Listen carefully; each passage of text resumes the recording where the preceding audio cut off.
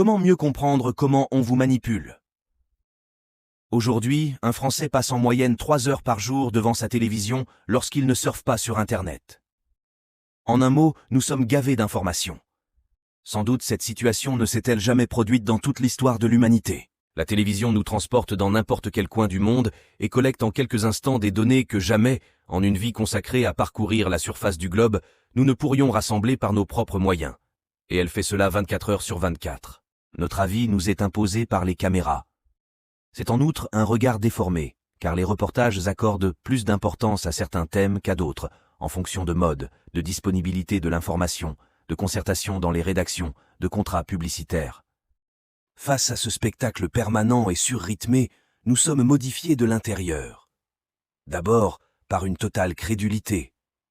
Des expériences ont montré que lorsque l'information devient trop rapide, le cerveau humain tend à la considérer de plus en plus comme vraie, sans se poser la question de sa validité.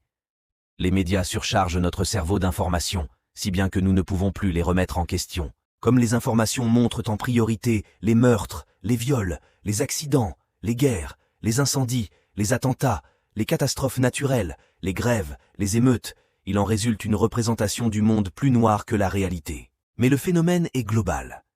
Les biais de perception, les distorsions et les illusions se multiplient, faisant de la scène médiatique une forme de rêve éveillé.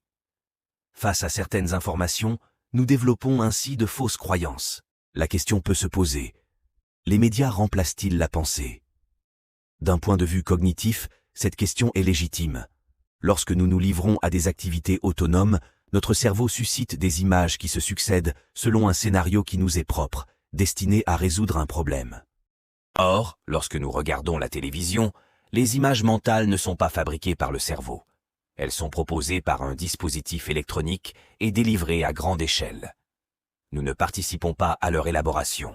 Nous ne faisons pas œuvre d'imagination. En outre, toutes ces images mentales sont les mêmes pour des millions de personnes. Notre être imaginal se dissout donc dans une passivité indifférenciée. C'est peut-être la raison pour laquelle Internet se développe actuellement si rapidement. Les blogs, forums de discussion, émissions sur Internet attirent de plus en plus de personnes désireuses d'une information moins passive, plus participative. Ce qu'il faut garder à l'esprit, c'est que la représentation de notre monde par la lucarne du poste de télévision, du transistor ou des titres de journaux est une construction humaine. Non pas une pièce de théâtre écrite à l'avance, mais un discours permanent et fluctuant sur le monde, empreint de peur, d'angoisse et de névrose. Si ce discours était prononcé par un individu dans notre salon, ce serait un discours à la fois décousu, très affirmatif, hyperactif, angoissant et considéré comme vrai par un maximum de personnes. De quoi se demander si nous serions prêts à accepter un tel interlocuteur dans notre vie quotidienne, et si oui, quel serait le meilleur moyen de resituer ces propos à leur bonne place. Et voilà, c'est la fin de cette vidéo. J'espère qu'elle vous a été utile. Si vous avez aimé, n'hésitez pas à liker et partager pour que d'autres puissent en profiter.